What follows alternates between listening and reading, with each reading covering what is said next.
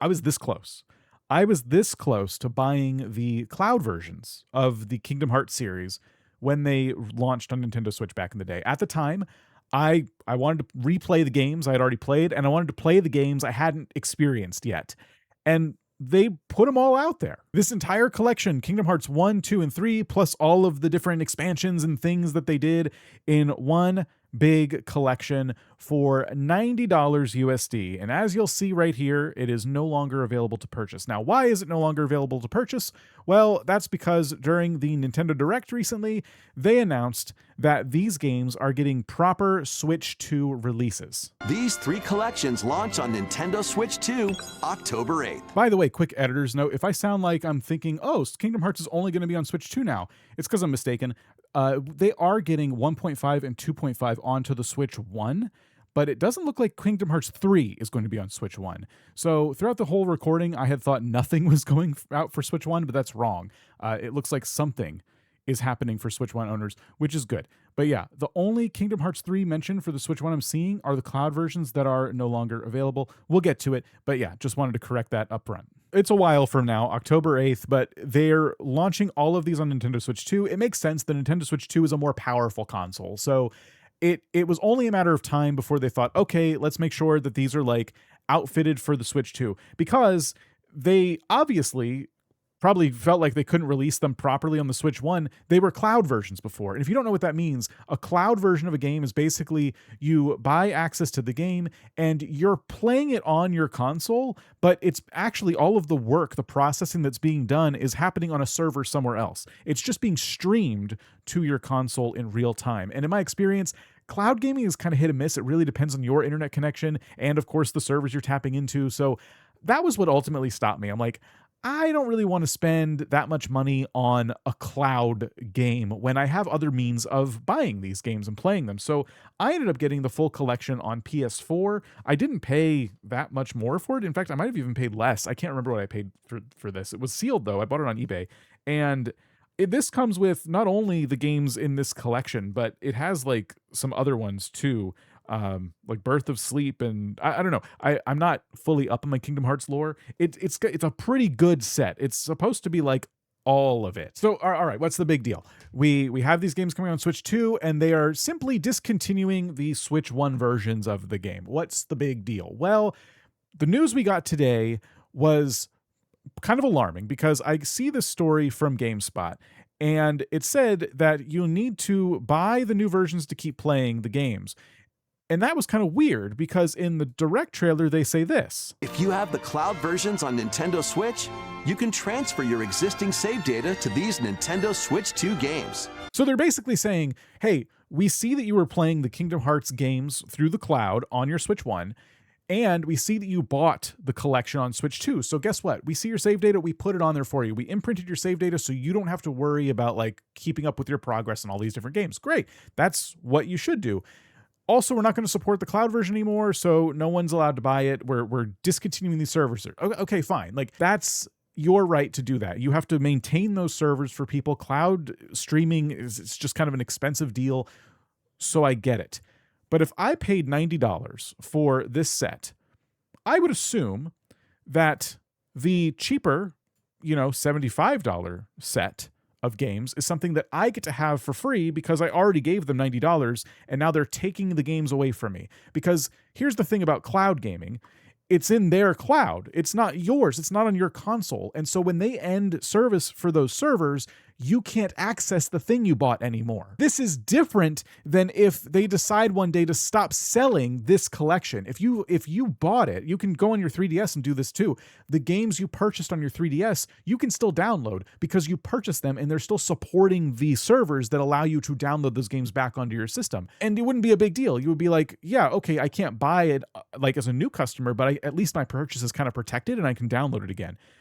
That's not how cloud gaming works. So because people are about to lose access to this game, by the way, they removed access like right after the Direct. The following titles will be affected by the decision and will become unplayable after today, June 9th. But GameSpot's wording is a bit off here. What they meant to say was June 9th is actually when they discontinued the sale of these games, but you get one more year with them. So June 9th, 2027, these games will no longer be playable. You would expect that they would say, don't worry, you can go ahead and just download the collection properly now. It's not on the cloud, it's on your system. That's your SD card we're going to be taking up space on. But guess what?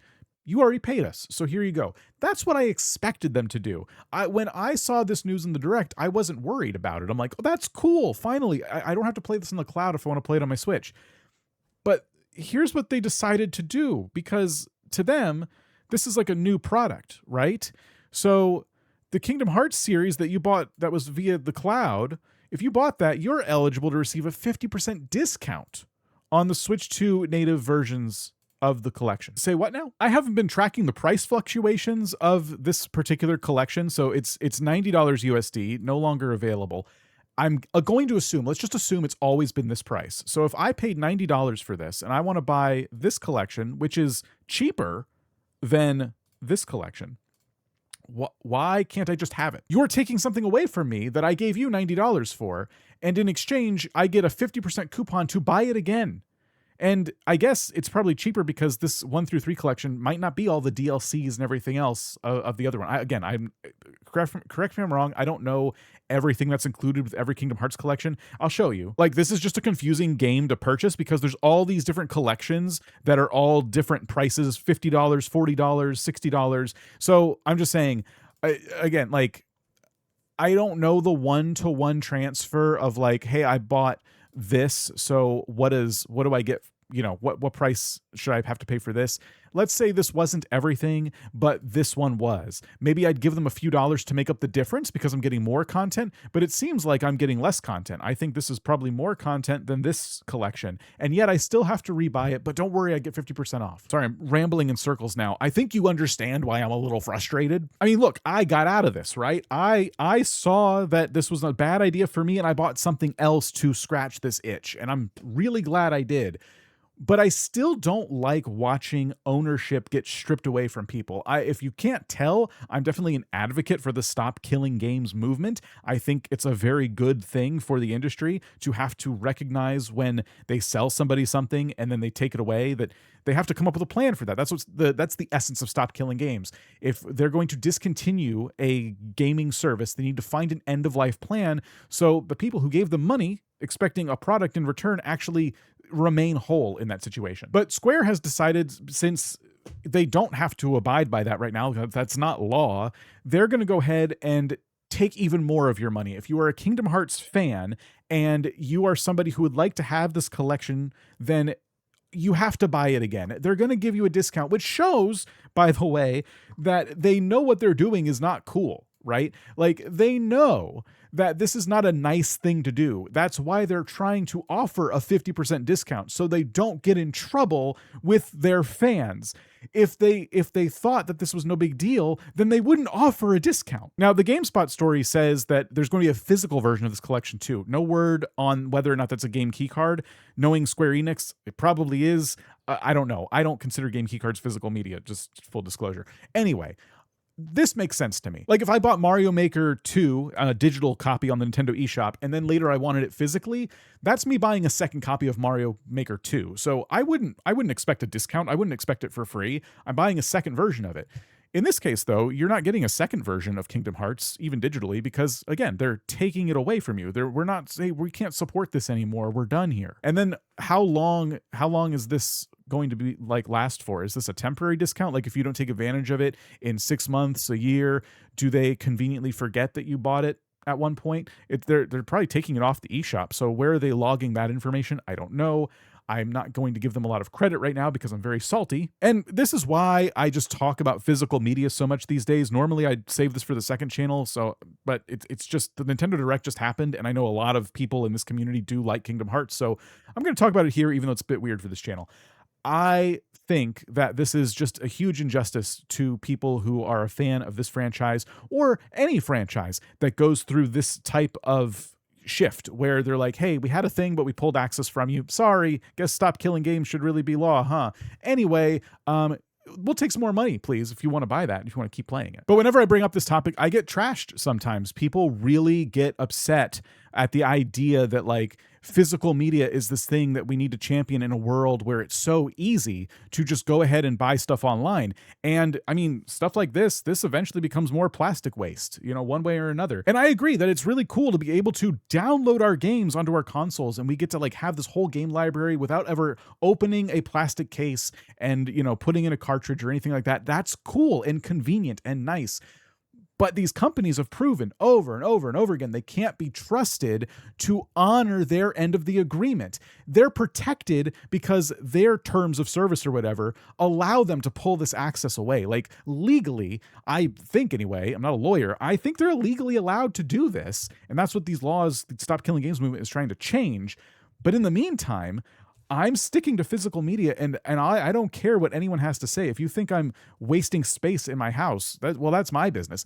I'm not hoarding games. I'm just trying to buy things that I care about and make sure that I have access to them on my own terms. If anything happens to my PS4, maybe I learn how to repair a PS4. Maybe I can actually fix it for myself so I can play it again, or my PS5, or whatever I'm playing it on. Maybe I can buy a used PS4, but I can find a way to play the game on my terms. But if it's in a digital library locked into my account and the publisher decides that they're no longer going to honor that purchase and it gets deleted off my hard drive somehow, or then my PS4 breaks and I have to buy another one, my purchase isn't protected, and that's not right. That's not cool. Anyway, this is going on across the games industry, and Square Enix in particular is not, this is not the only time they've messed up. I could make a whole nother video about the ecosystem they trap you in if you play Final Fantasy Online and you happen to own a player-owned home, but I'll save that for another time. Meanwhile, though, I want to show you a website that I think should really be on your radar if these are topics you're interested in. It's called consumerrights.wiki. I'm going to link it down below.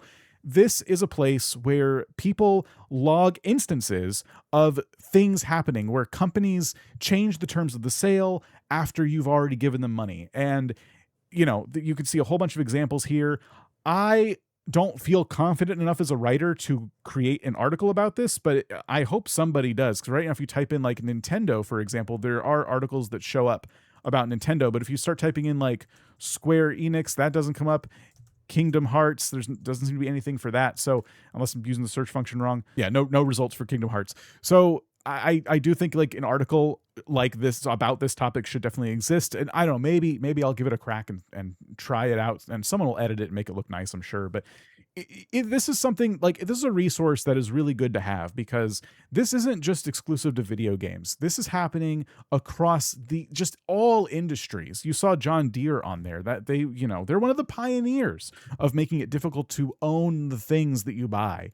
And this is just something that's becoming more and more important to me as the world keeps changing and moving in these weird directions. And it feels like companies just take us by the ankles and turn us upside down and just shake us until all the money falls out of us, out of every orifice, coins and dollar bills. And it's grotesque. I've mentioned it before. I'm very fortunate to, partake in nerd hobbies and fill my rooms with plastic garbage, but not everybody can do that. And I still get just as mad whether or not something directly impacts me or not. I get just as angry either way, because there was a time where I couldn't play around with the hobbies that I enjoyed because I couldn't afford them, and I would be so distraught if I spent my hard-earned money on something.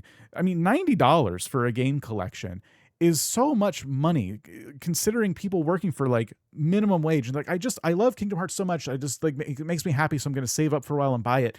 And for them to just like take it from you and then demand you to buy it again for half off is just, I just think about that person, because I was that person at one time.